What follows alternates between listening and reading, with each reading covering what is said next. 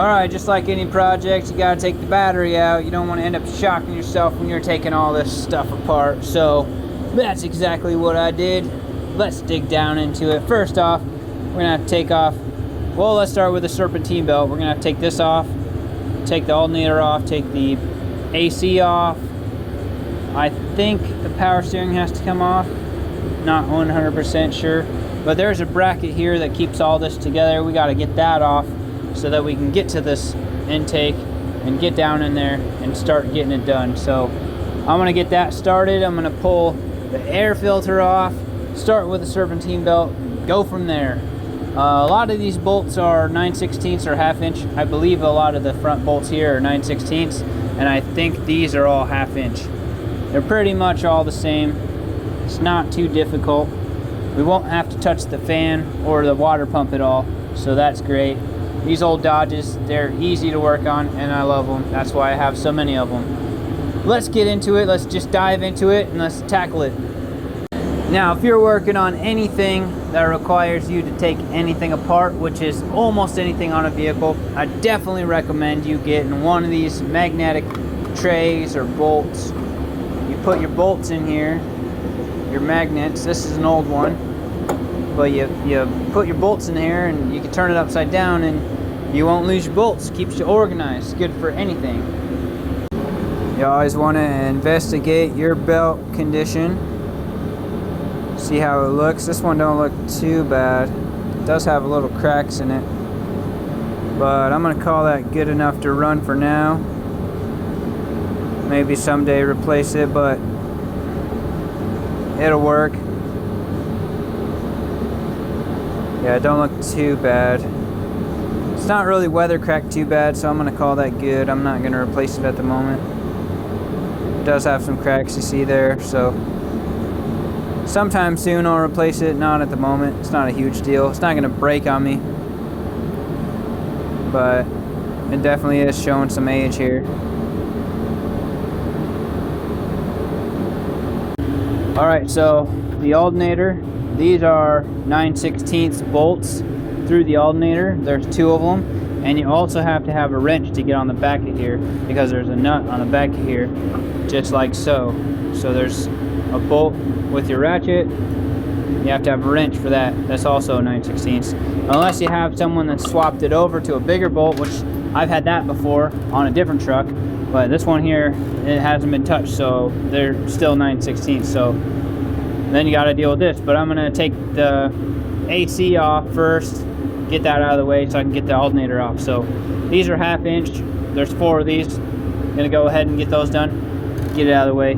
Take the stuff off the back of the alternator here, and let's just continue on with it.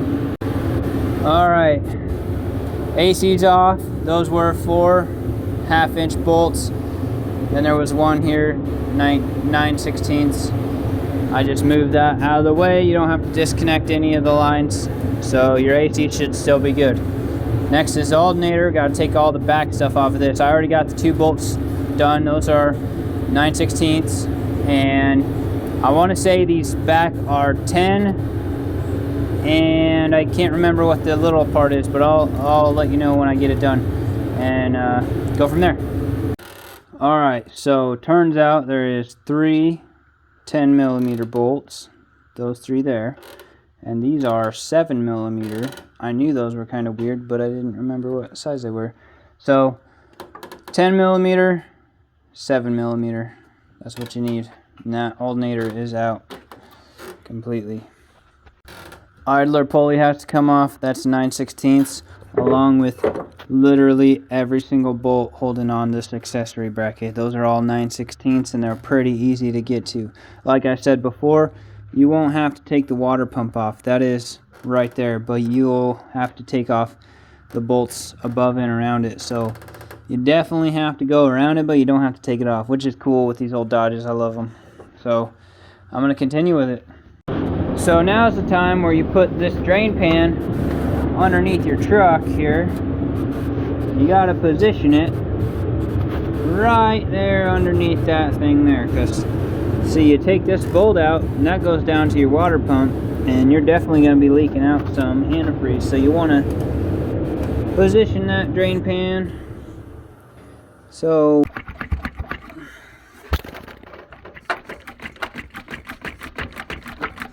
come on, baby. Almost there. There we go. Yeah, you're definitely gonna leak out a little bit of antifreeze for sure. Now that's what you get. It's not much, but it's enough to cry about. And sometimes you break a bolt off, but this isn't that important. This is just like a bracket that holds that there.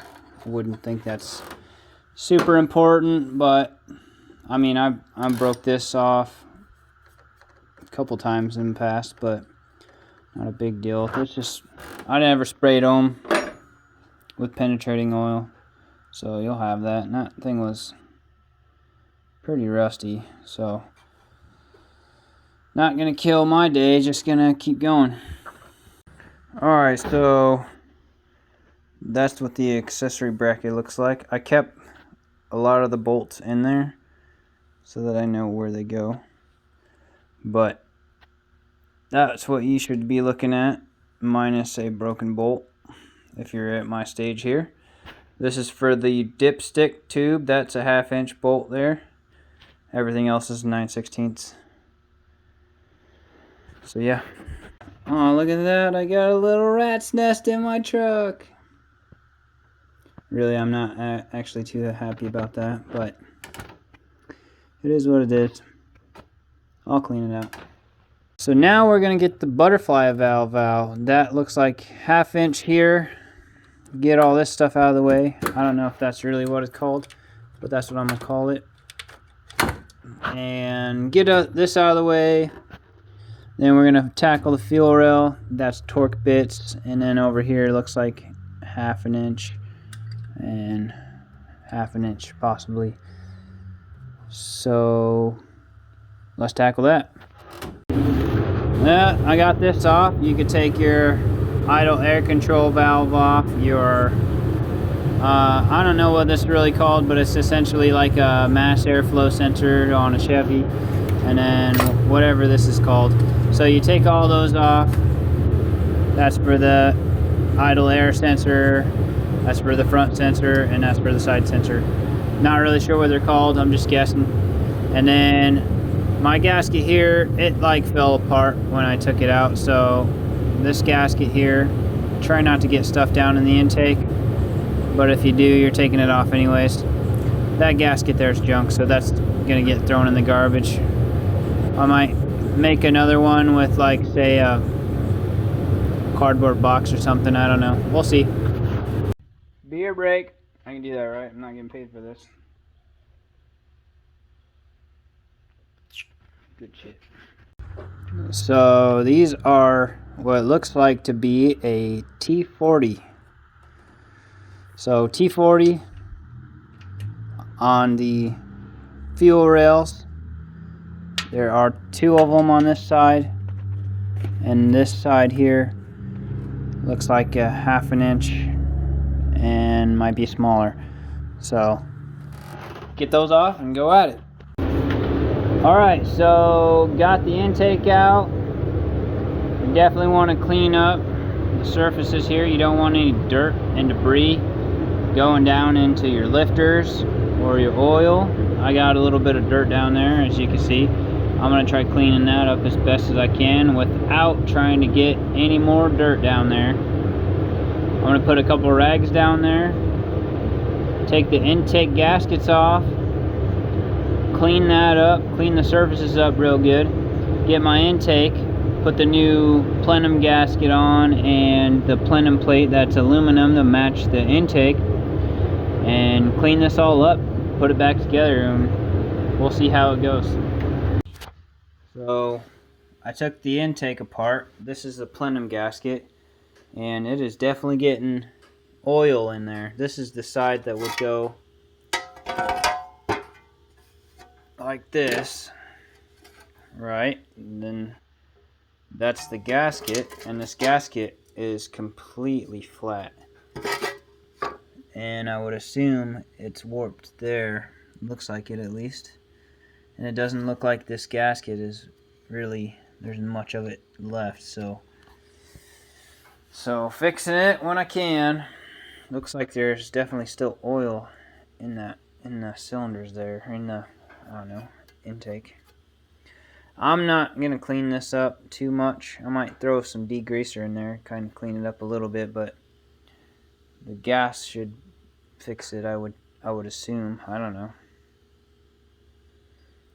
But I'll fix this intake leak and I'll put a better system on it and we'll go from there.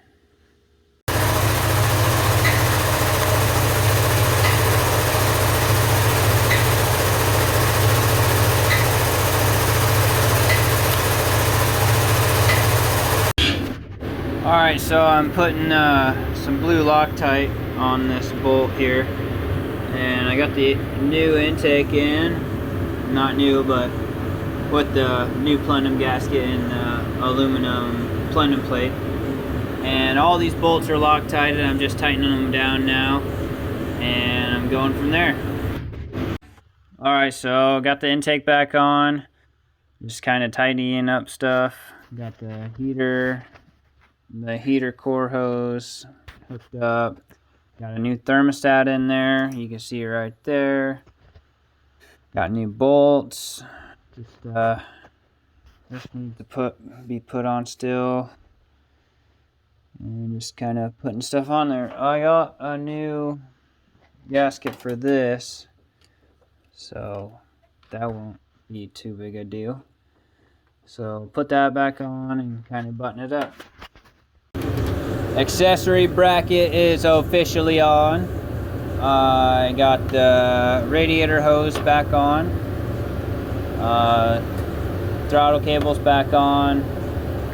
I got to throw the AC on and the alternator and the idler pulley and check fluids, and I think we're done. Here's the motor. It's all put back together.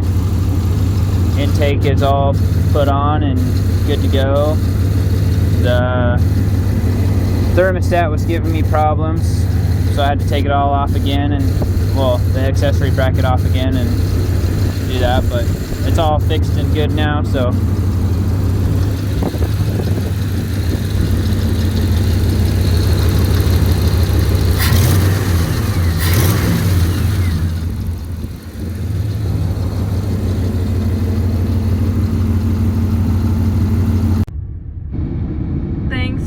watching the YouTube videos. Thanks for watching me work on my truck. Hope you guys liked it.